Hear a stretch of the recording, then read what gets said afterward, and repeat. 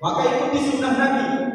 Bersahurlah kata Nabi, dalam sahur itu ada berkah. Apa makna berkah itu? Kata Imam Ghazali, ziyadatul khair, bertambah kebaikan. Kalimat ziyadah itu orang Islam habis maghrib dia makan, maka nanti supaya kuat puasa besoknya dia tambah lagi dengan memperkuat makan sahur.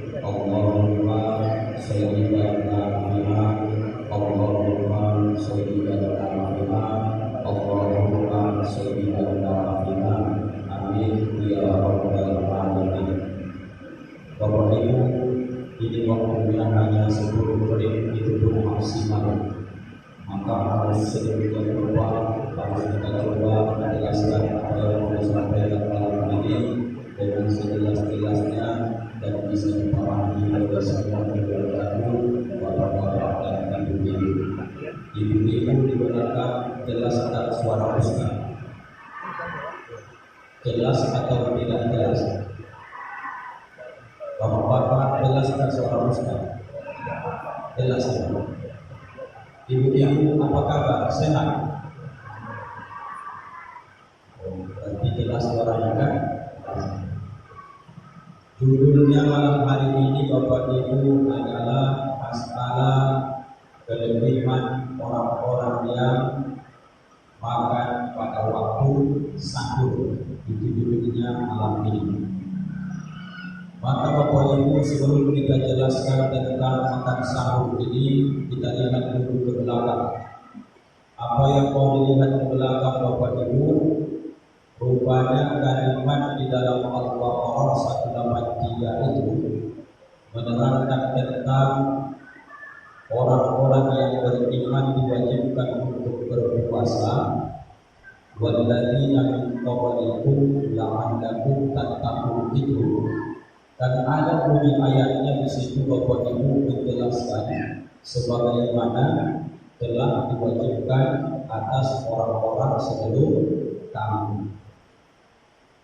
Orang yang sebelum kita itu mulai dari zaman Nabi Adam sampai kepada zaman Nabi kita Muhammad sallallahu alaihi wasallam, dan juga para sahabat tabi'in sampai tabi'in sampai kita hari ini. Kalau dilihat Bapak Ibu, jangankan umat-umat terdahulu, umat yang terdekat dengan kita pun, agama Yahudi dan Nasrani itu juga Bapak Ibu puasa. Contoh yang paling dekat yang diceritakan, siapa yang puasa paling lama, termasuk umat Nabi Musa alaihi salam Bapak Ibu. Cara berpuasanya umat Nabi Musa itu bagaimana Bapak? Mereka Bapak Ibu selama 40 hari 40 malam, umat Nabi Musa ini tidak pernah makan dan minum mulai dari hari pertama sampai hari ke-40. Kuat mereka Ustaz, kuat Bapak Ibu. Apa sebab? Karena mereka ini baik dari postur tubuh dan juga kekuatan mentalnya jauh berbeda dengan umat Nabi Muhammad Sallallahu Alaihi Wasallam. Mereka Bapak Ibu besar-besar, maka umat paling kecil itu kita, supaya tak banyak lagi kita habiskan nikmat di dunia ini, supaya tak banyak lagi beras habis, tak banyak lagi air habis, maka semakin akhir zaman kita inilah umat paling terkecil Bapak Ibu dibanding umat-umat terdahulu. Jadi selain umat terdahulu Pak Ustaz, ada lagi yang puasa sampai hari ini, ada Bapak Ibu. Jangankan Allah menjelaskan tentang umat terdahulu sebelum kita puasa, Yahudi dan Nasrani, umat Nabi Musa itu dari Bani Israel. Jangankan bentuk manusia, hewan pun sampai hari ini Bapak Ibu juga mereka berpuasa. Inilah menjadi tolak ukur kita malam hari ini, supaya kita paham puasa kita ini berhasil atau tidak sampai hari ketiga. Insya Allah besok sudah hari keempat. Contoh makhluk yang berpuasa Bapak Ibu, salah satunya adalah ayam. Ayam Bapak Ibu, kalau sudah nanti tiba masanya dia mengerabi, itu ayam pun juga dia melaksanakan ibadah puasa. Tidak makan, tidak minum, tapi ayam ini sifatnya kalau berpuasa, asal diganggu Bapak Ibu, dia tak peduli apakah itu yang selama ini kasih dia makan atau tidak, maka ayam ini sensitif. Asal diganggu sedikit, tersinggung sedikit, marah dia. Ini ada bentuk orang puasa hari ini seperti itu. Karena dia puasa, sedikit saja kadang tersenggol, marah dia. Itulah yang disebut tipe puasa orang, puasa ayam. Dan berhasil kalau seperti itu. Ada lagi makhluk Allah ini puasa seperti puasanya ular. Ular kalau sudah dimakannya anak kambing, kemudian Bapak Ibu dia akan melingkar, dia menggulung cari tempat yang paling sejuk, paling dingin, yang aman dari jangkauan manusia, dan kemudian dia juga melaksanakan ibadah puasa. Selama berapa lama Pak Ustaz dia puasa? Sampai nanti kulitnya menyelupas, kemudian dia berganti kulit dengan kulit yang baru. Lalu puasa ular ini Pak Ustaz ada di contoh manusia, ada Bapak Ibu. Puasa orang-orang seperti ular itu puasa yang mulai habis makan sahur sampai azan maghrib, tidur mulai dari pagi sampai sore. Wah, ini bukan berhasil Bapak Ibu. Nah, ini banyak melakukan seperti itu. Oke lah dari sahur Ustaz masih sholat subuh dia, lumayan. Duhanya lewat, zuhurnya lewat, asarnya lewat, dia bangun itu pun kata sudah bunyi sendiri, azan maghrib. Ini tak berhasil. Puasa ular namanya. Ada satu lagi Ustaz kasih contoh Bapak Ibu. Ada lagi yang berpuasa, tak makan tak minum, tapi dia ini tidak sifatnya seperti ayam, dia tidak sifatnya seperti ular, tapi sifatnya ini luar biasa. Dia bekerja dulu ibarat manusia di Rajab Sya'ban, latihan. Kemudian ketika masuk Ramadan, dia akan berusaha maksimal untuk beramal. Itulah seperti puasanya bulan kepompong. Maka bulan kepompong ini kalau sudah banyak dia makan, ibarat manusia mengumpulkan latihan riyadhah di bulan Rajab Sya'ban, masuk di Ramadannya dia berusaha maksimal, tak melakukan hal-hal yang membuat dia nanti lalai untuk memaksimalkan amalnya. Apa yang dilakukan kepompong? Dia tutup badannya seperti orang sulung, maka selama nanti kurang lebih 1 bulan ibadat manusia, maka kemudian yang kedua, yang dulunya dia itu menjijikkan, nanti ketika keluar 30 hari, dia terbang kupu-kupu yang sangat cantik dan indah. Apa hakikatnya? Kepompong berpuasa dengan sesuai tuntunan menurut dia. Manusia berpuasa sesuai dengan hukum, syarat dan rukun. Maka nanti 1 Syawal inilah orang-orang yang bertakwa, yang indah ucapannya, yang indah sifatnya. Dan begitu juga kalau kepompong orang tidak tahu masa lalunya seperti apa, yang dilihat orang adalah ketika nanti dia sudah terbang, maka orang mengingat dia bukan kebohong, dia sudah menjadi kubu-kubu yang sangat cantik. Ini target kita, berpuasa seperti puasa bulan kebohong. Mana bedanya Ustaz puasa kita dengan puasa yang Ustaz sebutkan 3 contoh dan juga umat Nasrani Yahudi yang terdahulu? Maka orang Islam puasanya Bapak Ibu, inilah yang membedakan dalam hadis Nabi. Disuruh Nabi kita dalam hadis yang sahih, tasahharu, makan sahurlah kata Nabi. Fa inna fis sahuri barakatan, maka sesungguhnya di dalam makan sahur itu ada keberkahan. Maka orang-orang yang tak mau makan sahur, biasanya Bapak Ibu, baru saja dia umpama dia sahurnya jam 10 malam, maka hilang keberkahan. Di mana letak hilangnya? Dia sudah memperpanjang masa puasanya sampai nanti ke maghrib.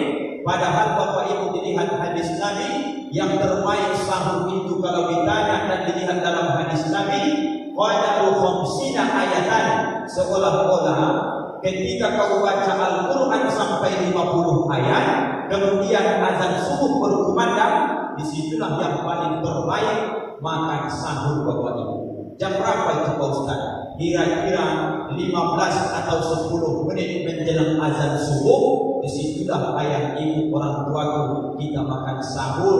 Jangan makan sahur jam 2, jangan makan sahur jam 3. Kalau Bapak Ibu makan sahur jam 3, subuh kita sekarang jam 5 lewat 8. Bapak Ibu dari jam 3, jam 4 ke jam 5 sudah 2 jam Bapak Ibu memperpanjang puasa untuk menahan tidak makan tak minum. Maka rugi. Maka ikuti sunnah Nabi. Bersahurlah kata Nabi, dalam sahur itu ada berkah. Apa makna berkah itu? Kata Imam Ghazali, ziyadatul khair, bertambah kebaikan. Kalimat ziyadah itu orang Islam habis maghrib dia makan, maka nanti supaya kuat puasa besoknya dia tambah lagi dengan memperkuat makan sahur. Jangan Bapak Ibu tak makan sahur. Kalau Bapak Ibu tak makan sahur, biarpun kuat, maka Bapak Ibu sudah melewatkan sunnah Nabi. Sama seperti orang yang pergi dalam perjalanan musafir. Apa kata dia? Aku bawa mobil pribadi, jam berapapun nanti aku singgahkan bisa, kata dia. Aku tak ambil rukhsah, tak ada keringanan. Aku tak yakin ada yang itu jamak dan qasar, di mana nanti azan di situ berhenti. Dia tak paham bahwa ketika orang dalam perjalanan tidak menentu apa para bahaya yang akan datang. Bisa saja dia mobil pribadi, jam 3 kita tengok, setengah jam lagi dia akan singgah. Rupanya tiba-tiba meledakkan mobil. Maka terbengkalailah tadi yang diniatkan untuk sholat asar berjamaah. Maka ketika agama ini mengasih rukhsah keringanan Bapak Ibu, ambil. Ketika dikasih Nabi ini keringanan, kita tak disuruh puasa seperti orang Bani Israel siang malam tak makan tak minum. Kita diberi Allah keringanan lewat hadis Nabi. Malamnya habis kita sholat maghrib, ketika tadi azan berkumandang, serene dibunyikan, sudah boleh makan, boleh minum. Nanti jam 10 Bapak Ibu lapar lagi, makanlah. Tapi jangan sampai gara-gara makan jam 10 habis tarawih witir nanti Bapak Ibu tak makan sahur. Ini salah. Kenapa salah Pak Ustaz? Pertama, melalaikan sunnah. Yang kedua, memperpanjang waktu Bapak Ibu menahan untuk makan dan minum. Maka jangan ditambah lagi jamnya, karena kita ini Nabi tahu kita sangat lemah. Allah tahu kita ini umat paling kecil, maka dikasih kita keringanan. Malam hari silahkan makan minum, dan kemudian dimulainya dari jam 5 pagi, di situ baru sampai jam setengah 7 sore, barulah kita disebut dengan berpuasa. Maka satu lagi yang perlu ditegaskan, kalau di Indonesia ini yang beredar sama kita Bapak Ibu ada disebut dengan imsak. Imsak itu artinya menahan. Kalau dalam bab masalah kitab fikih, imsak itu arti dari saum puasa itu sendiri. Maka Bapak Ibu ketika mendengar serene dari Masjid Al-Quran atau diumumkan sama imam atau pengurus kita, Bapak Ibu sekarang sudah masuk waktu imsak. maka kemudian dibunyikan alarm atau sirene, Bapak Ibu masih makan atau minum atau sudah berhenti? Masih makan. Maka ketika mereka umumkan imsak, itu kalau dalam fikih sudah mulai menahan. Tapi karena di Indonesia ini ada disebut dengan bahasa imsak, diartikanlah bahasa Indonesia imsak itu supaya waspada, berhati-hati. 5 atau 10 menit lagi mau azan subuh, Bapak Ibu supaya berhati-hati. Jangan sampai nanti masih ada makanan di mulut. Bentar lagi azan subuh ini. Artinya kalau masih imsak, masih boleh kita Bapak Ibu makan dan minum. Mana batasnya Pak Ustaz? Ketika sudah berkumandang azan sholat subuh, barulah berhenti makan dan minum. Jadi Bapak Ibu orang Indonesia ini unik-unik. Ada saja di bahasa-bahasa yang dikomplikasi sehingga dijadikan menjadi salah satu ikhtiar, kehati-hatian karena kita banyak bermazhab Imam Syafi'i. Sekali lagi ditegaskan, Bapak Ibu usahakan jangan sampai kelewat untuk makan sahur. Karena yang pertama ini sunnah Nabi, yang kedua tidak ada tujuan puasa ini Bapak Ibu untuk mengazab kita berlapar-lapar, kemudian bersusah-susah. Allah memberikan yang terbaik. Dan apa-apa makan kalian jam 4 sampai jam 5, azan subuh berhenti, nanti efek dari sahur keberkahannya pasti Bapak Ibu di pagi hari segar dan tidak seperti puasa-puasa sebelumnya. Maka kalau ada orang berpuasa tidur aja bawaannya, maka ada yang salah ketika santap makan sahurnya. Kalau ada orang yang berpuasa, lalat pun hinggap di mulutnya, di mukanya, tak bisa lagi diusirnya, ini ada yang salah dalam sahurnya. Tapi orang berpuasa mestinya energi. Orang berpuasa habis subuh itu mestinya memperbanyak amal. Bukankah Pak Ustaz tidur juga puasa itu ibadah? Betul.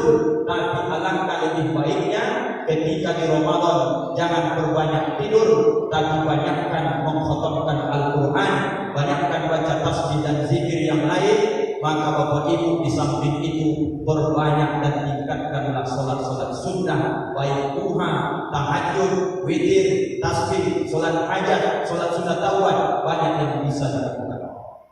Jadi Bapak Ibu yang dimuliakan Allah, yang terakhir Ustaz ingin titip pesan kepada kita semua.